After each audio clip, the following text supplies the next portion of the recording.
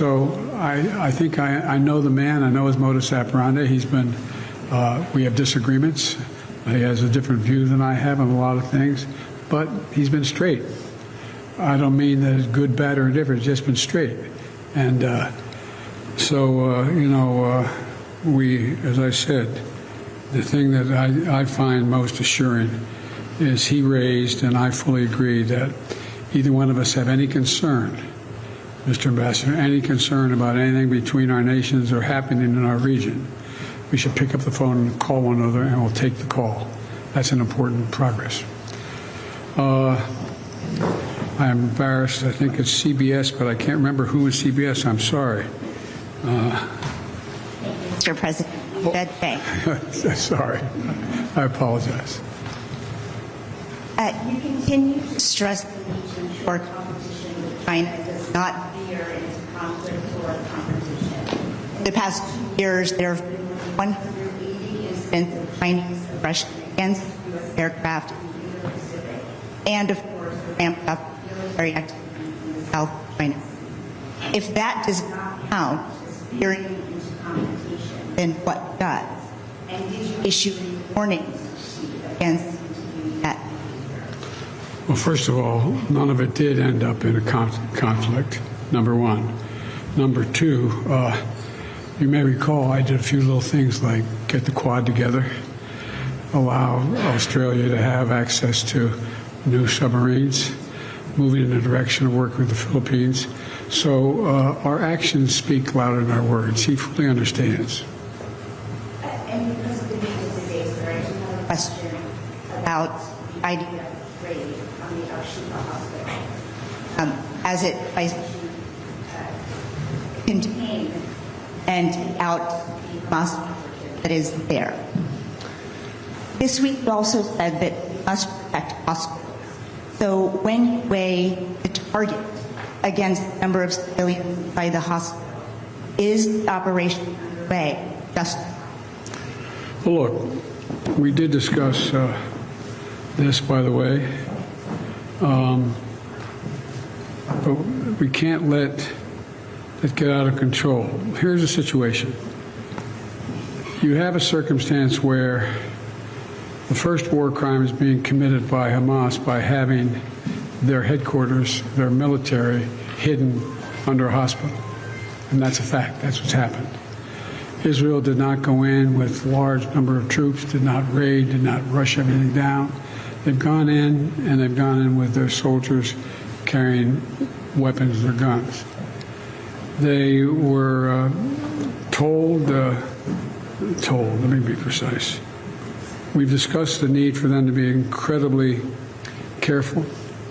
You have a circumstance where you know there is a fair number of Hamas terrorists.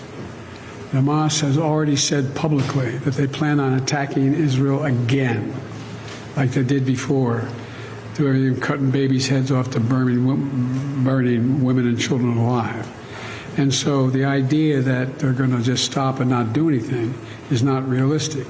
This is not the carpet bombing. This is a different thing. They're going through these tunnels. They're going in the hospital. And if you notice, I was mildly preoccupied today. I apologize. I didn't see everything. But what I did see, whether I haven't had it confirmed yet, I am asked my team to answer the question. But what happened is they're also bringing in incubators. We're bringing in other means to help the people in the hospital, and they've given the doctors and, I'm told, the doctors and nurses and the personnel an opportunity to get out of harm's way.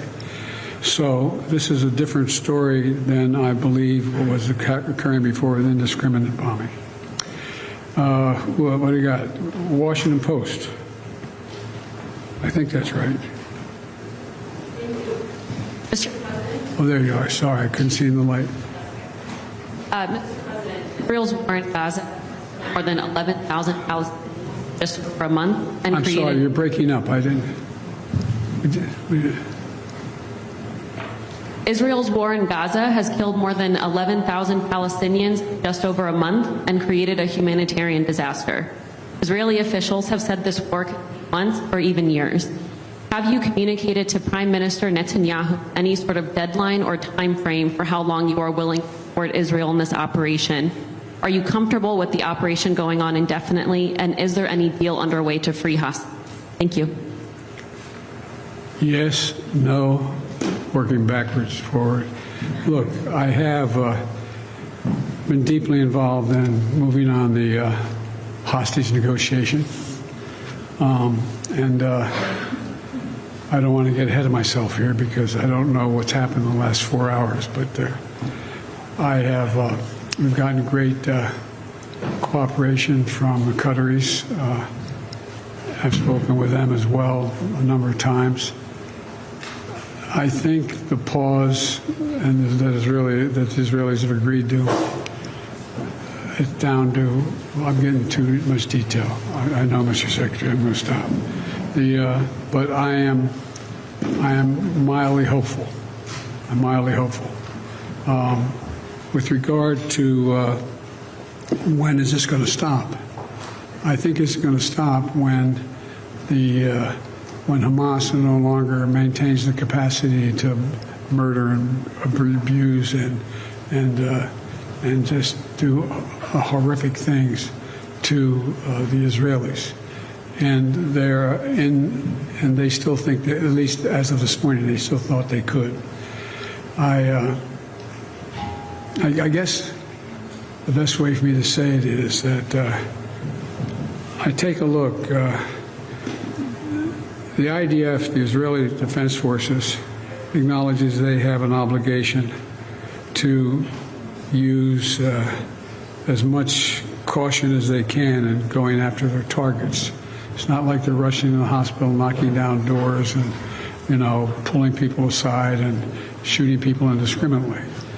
But Hamas, as I said they plan on attacking Israelis again. And this is a terrible dilemma. So what do you do? I think that Israel is also taking risks themselves.